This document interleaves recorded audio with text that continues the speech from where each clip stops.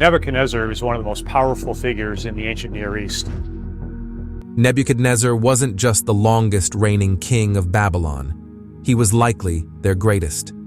His power stretched far and wide, influencing different cultures and even sacred texts.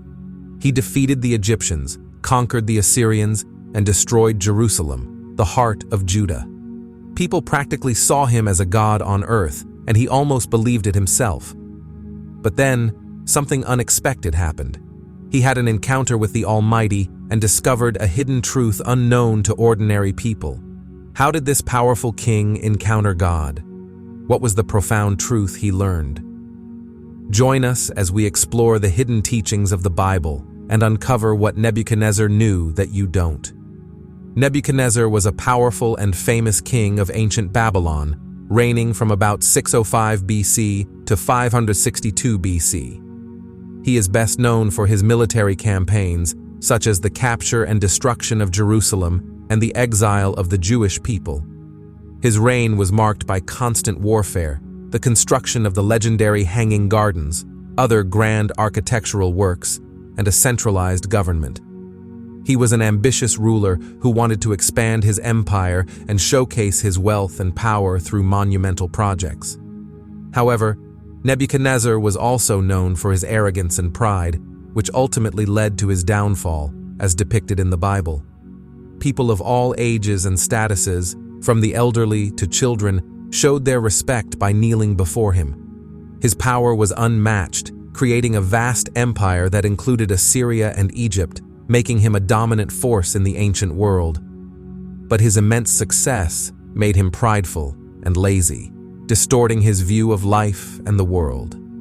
In his pursuit of power, he besieged Jerusalem, a crucial city for the people of Judah. During Nebuchadnezzar's reign as king of Babylon, Jehoiakim, the king of Judah, served him for 3 years before rebelling. Instead of destroying Jerusalem completely, Nebuchadnezzar chose a strategic approach. After his first siege, he controlled the Judean kings, manipulating them like puppets to maintain his power over the city. This setup created an atmosphere of growing discontent and dissent, yet the fear of Babylon's military strength kept the people from acting hastily or angering Nebuchadnezzar.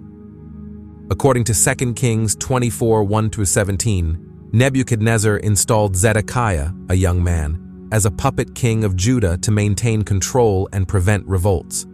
2 Chronicles 36, 11-20 highlights Zedekiah's wickedness, as he ignored warnings from Jeremiah and other messengers of God, mocking their messages. Zedekiah's disobedience to God's word, breaking of oaths, and failure to stop idolatry in the temple are detailed in 2 Chronicles 36, 12-14. Despite false prophets predicting victory, Jeremiah warned Zedekiah of the consequences of rebelling against Babylon. Zedekiah ignored these warnings and rebelled, leading to a devastating siege of Jerusalem, as described in 2 Kings, 2 Chronicles, and Jeremiah. This siege aimed to starve the city into surrender. As the famine worsened, signaling Babylon's victory, Zedekiah was captured and met a brutal end. The Babylonians, known for their cruelty, forced him to watch his sons be killed before his eyes, a torture that left him haunted. They then blinded him, ensuring he would live in perpetual darkness. Once inside the city, the Babylonians turned their wrath on Solomon's temple, the holiest site. This stunning building, meant to house the divine presence, was utterly destroyed. On the 7th day of the 5th month, in the 19th year of Nebuchadnezzar's reign, Nebuzaradan, commander of the royal guard, arrived in Jerusalem. He burned the temple, the royal palace, and all the important buildings, reducing them to rubble. 2 Kings 25, 8-9. The destruction of Jerusalem's walls left the city defenseless. It had been a refuge for its people until Nehemiah rebuilt it years later. The Babylonians didn't just defile the holy site, they plundered its treasures. They took everything from the temple of God and the king's palace, including items used for cleaning, considering them precious. 2 Kings 25, 13-15. Solomon's magnificent temple, once the glory of God and the pride of the Israelites, was reduced to ruins. Its destruction symbolized a broken covenant and a damaged relationship between God and his people. In Jeremiah 52:17-23, we learn what the Babylonians took from the temple after they conquered Jerusalem. They didn't just take a few things, they took a lot. First, they dismantled the huge bronze columns that stood tall in the temple. These columns were about 27 feet high and had a thick bronze base with intricate decorations. They also took a massive bronze basin known as the Sea, which was used for ceremonial washing, along with the pedestals it stood on. The Babylonians didn't stop there. They also collected all the smaller items used by the temple priests, like pots, shovels, and bowls. They even grabbed gold and silver objects, leaving nothing behind. Each column was quite impressive, standing 27 feet tall and adorned with a decorative border that was 18 feet around. The top of each column was made of bronze and featured unique carvings. The capitals, or tops, of these columns were about 7.5 feet tall and beautifully decorated with bronze latticework and pomegranates. The second column had 96 pomegranates on its sides and 100 on its decorative lattice, mirroring the design of the first column. After the fall of Jerusalem, many people were taken as slaves to Babylon, and the remaining treasures from the temple were stolen. This event marked the third and most devastating captivity for the Jews, leaving their city in ruins and their spirits broken. You can feel their sorrow in Psalm 137. By the rivers of Babylon, we sat down and wept as we remembered Zion. With the destruction of the temple and their exile, the Jewish people had to rethink their faith.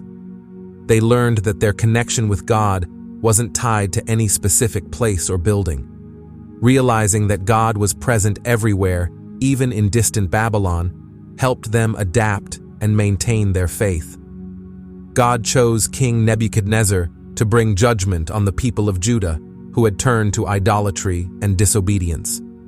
According to Jeremiah 25:9, Nebuchadnezzar then took young Jewish men like Daniel, Hananiah, Mishael, and Azariah, and educated them in wisdom and knowledge to serve him. This might have led Nebuchadnezzar to think he deserved to be worshipped himself, and so he did something quite unexpected. The three Hebrews. Not long after the fall of Jerusalem, King Nebuchadnezzar ordered the construction of a gigantic golden statue of himself, standing 90 feet tall, on the plain of Dura in Babylon. He gathered all his officials for the dedication ceremony and commanded that everyone must bow down and worship the statue when they heard the music. Anyone who refused would be thrown into a blazing furnace. When the ceremony began, everyone bowed down except for three young men, Shadrach, Meshach, and Abednego. Their defiance angered some Chaldean officials who were envious and spiteful. These officials saw an opportunity to get back at the Hebrews and reported their refusal to Nebuchadnezzar. Enraged, Nebuchadnezzar summoned Shadrach, Meshach, and Abednego. In Daniel 3:13-14, he furiously asked if they would refuse to worship his gods and the golden statue. The three young men stood firm and replied that they didn't need to defend themselves. They believed their God could save them from the furnace, but even if he didn't, they would never bow down to Nebuchadnezzar's gods or statue. In essence, they said, "We fear our God more than your furnace. Even if we die, we will still serve the living God." To them, serving God was more important than their own lives. Nebuchadnezzar, burning with rage, ordered the furnace to be heated 7 times hotter than usual.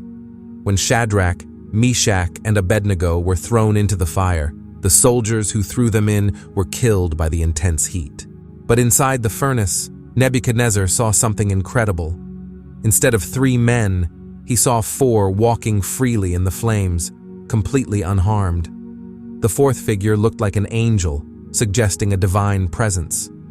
Nebuchadnezzar realized this 4th person was the Son of God, implying Jesus was with them in the furnace. Shadrach, Meshach, and Abednego might not have known Jesus was there with them, but the proof was undeniable. Even Nebuchadnezzar, with his hardened heart, was amazed. He saw that despite his own power, there was someone far greater than him. In Daniel 3:26-27, we see Nebuchadnezzar coming near the fiery furnace and calling for Shadrach, Meshach, and Abednego to come out. When they emerged, not a hair on their heads was burned, their clothes were intact, and they didn't even smell like smoke. Their survival was miraculous, showing that their faith in the one true God was stronger than the flames meant to destroy them. This miracle demonstrated their unshakable faith and trust in God's power. For Nebuchadnezzar and others without faith, it revealed the greatness of God. It shows us that God can either take us out of our trials or give us strength to endure them. As Christians, we understand that while God can save us from difficulties, He might also allow us to face them to build our character and strengthen our faith. Knowing that God is always with us, holding us up through every trial, and ultimately saving us, gives us hope and comfort during hard times. In Daniel 3:28-30, Nebuchadnezzar praised the God of Shadrach, Meshach, and Abednego, recognizing their unwavering loyalty to him. He acknowledged God's power and issued a decree that anyone who spoke against their God would face severe punishment. After this, Shadrach, Meshach, and Abednego were rewarded and given high positions in Babylon. The Old Testament points to Jesus without directly naming him like in the New Testament. Yet, his presence is highlighted throughout. The timeless truth remains. No matter how powerful someone is, leaders must recognize and submit to God's authority. They might resist, but in the end, God always prevails. Accepting God's authority makes you His ally. Proverbs 16:2-3 reminds us to commit our actions to the Lord and trust in His ways. Even on stressful days, surrendering to God is beneficial. Jewish wisdom teaches that while we might think our ways are right, God judges our true intentions. Nebuchadnezzar witnessed God's miracles and acknowledged them, but failed to change his ways. So, the Lord decided to pay him a visit. Nebuchadnezzar's dream. In Daniel 2:1, around 604 BC, during the second year of Nebuchadnezzar's reign, he had troubling dreams. This was God's first encounter with Nebuchadnezzar. The king demanded his wise men not only interpret the dream, but also tell him what the dream was. In Daniel 2:9, he summoned magicians, enchanters, sorcerers, and Chaldeans to explain the dream. If they failed, they faced severe consequences, being cut into pieces and their houses destroyed. Success, however, meant rewards and fame. Even though their job was to communicate with the gods, they couldn't meet Nebuchadnezzar's demands. His threat reflected his well-known brutality. In Daniel 2:10-11, the Chaldeans acknowledged that Nebuchadnezzar's request was extraordinary, something only the gods could fulfill. Unable to meet his demands, Nebuchadnezzar became furious and ordered the execution of all the wise men in Babylon. In Daniel 2:12-13, this decree included Daniel and his friends, putting their lives in danger. Nebuchadnezzar, in his search for true wisdom, saw this as a chance to test his father's old advisors. When Arioch, the captain of the king's bodyguard, came to Daniel, Daniel wisely asked about the severity of the king's decree. In Daniel 2:14-16, Arioch explained the situation, setting the stage for God to reveal the dream to Daniel. Daniel requested more time to interpret the dream, staying calm and composed during the crisis.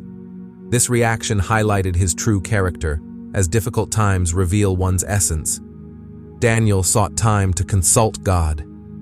In Daniel 2:17-18, he returned home and discussed the situation with his friends, Hananiah, Mishael, and Azariah. They prayed to the God of heaven for mercy, hoping to avoid being executed along with the other wise men of Babylon. In Daniel 2:19, God revealed the secret to Daniel in a night vision, leading Daniel to praise the God of heaven. Whether it was a dream or a spiritual vision, Daniel admired God's wisdom and power. In Daniel 2:20-23, Daniel praises God for his authority over time, seasons, and rulers. He acknowledges that God grants wisdom and intelligence to those who seek him. Daniel thanked and blessed God for revealing the answer to the king's problem, demonstrating his faith and gratitude. He glorified the God of heaven for his unmatched power and might, recognizing that no one, not even a king like Nebuchadnezzar, is above him.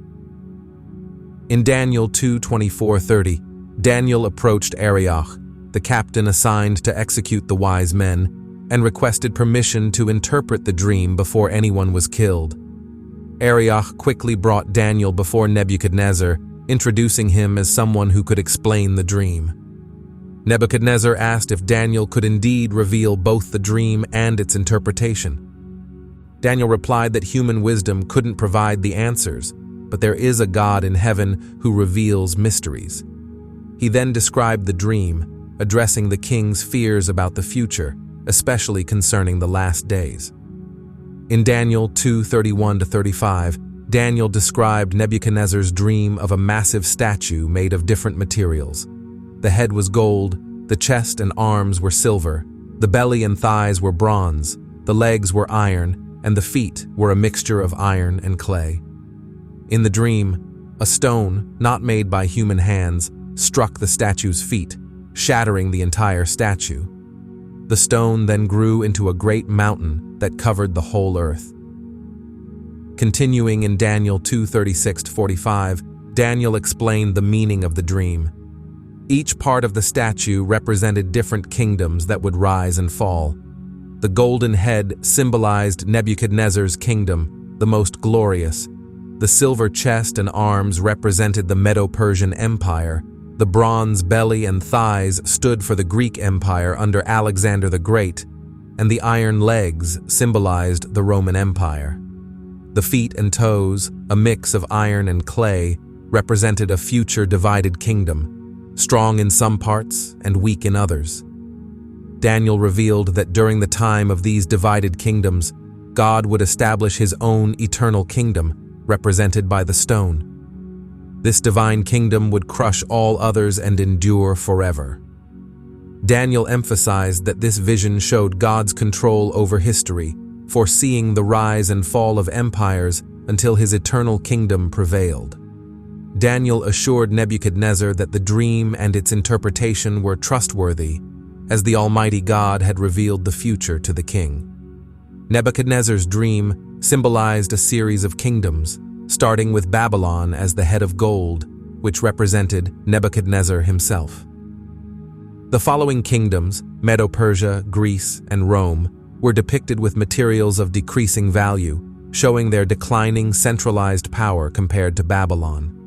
History confirmed this prophecy as these empires succeeded Babylon. Each metal in the statue symbolized the character of its empire. Babylon was gold, symbolizing absolute monarchy. Medo-Persia was silver, representing a monarchy with strong nobility. Greece was bronze, standing for a government of educated people. Rome was iron, a military democracy. The duration of these empires varied. Babylon lasted 66 years. Medo-Persia lasted 208 years. Greece lasted 185 years. Rome lasted over 500 years. This detailed interpretation of Nebuchadnezzar's dream revealed the rise and fall of these mighty empires. Despite having Daniel interpret his dream and recognizing it as a warning, Nebuchadnezzar did not change his ways. His pride remained, and he did not humble himself before the Lord of hosts. Nebuchadnezzar's last lesson. Nebuchadnezzar's wife was feeling homesick, and he couldn't understand why. Proud of his achievements and wanting to make her happy, he built the Hanging Gardens of Babylon, one of the ancient wonders, and even created a private zoo for her entertainment. One day, while standing on his palace roof, he admired his accomplishments and proudly proclaimed, "Have I not built great Babylon with my power and glory?" That night, Nebuchadnezzar had a troubling dream. Seeking an interpretation, he called his wise men, including Daniel, also known by his Babylonian name, Belteshazzar. The dream was about a grand tree visible from afar but out of reach to most creatures. An angelic messenger was instructed to cut down the tree, leaving only the stump covered with iron and bronze, and to make the ruler's mind like that of a beast for 7 periods of time. The wise men could not interpret the dream, not because they lacked insight, but because they lacked the courage to tell the king the truth. After all other options were exhausted, Nebuchadnezzar finally called for Daniel, known for his connection with God. This delay highlights how people often turn to God only when they've tried everything else.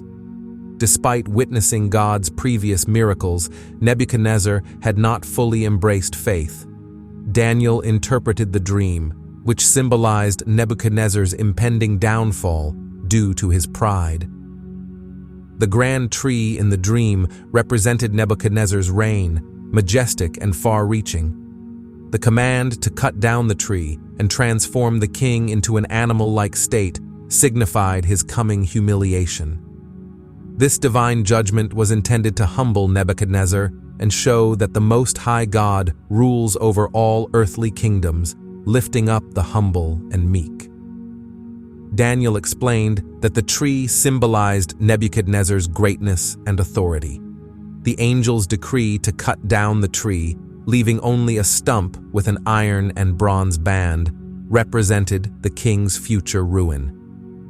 The 7 years were meant to impress upon Nebuchadnezzar that heaven governs the earthly realm and that he must acknowledge God's sovereignty. Despite the severe judgment, Daniel offered a glimmer of hope. The dream also revealed that Nebuchadnezzar's kingdom would be restored if he acknowledged the sovereignty of the Most High God. Daniel spoke with love and truth, much like the prophet Nathan did with King David. Prophets often use trees to symbolize great leaders in their messages. Daniel foretold that Nebuchadnezzar would face humiliation, being driven away, eating grass, and being drenched with dew for 7 years. This was part of God's plan to help Nebuchadnezzar recognize that heaven rules over earthly kingdoms. Despite this warning, Nebuchadnezzar did not humble himself or heed Daniel's advice to turn away from sin and embrace righteousness. Unlike the people of Nineveh who repented when Jonah preached, Nebuchadnezzar ignored the warning. A year later, while admiring the greatness of Babylon, a heavenly voice declared that his kingdom would be taken from him. Nebuchadnezzar then experienced madness, living like an animal, eating grass, with hair like eagle feathers and nails like bird claws. Nebuchadnezzar had a year to repent, but forgot the warning from his dream. However, God didn't forget. Recent archaeological discoveries have confirmed Nebuchadnezzar's significant role in building and enhancing Babylon, countering earlier doubts about his achievements. Inscriptions on bricks showcase his contributions to Babylon's beauty and strength. Nebuchadnezzar's story teaches the importance of heeding divine warnings and humbly repenting. Nebuchadnezzar's dream eventually came true. He lived as if he were an ox, eating grass and behaving like an animal.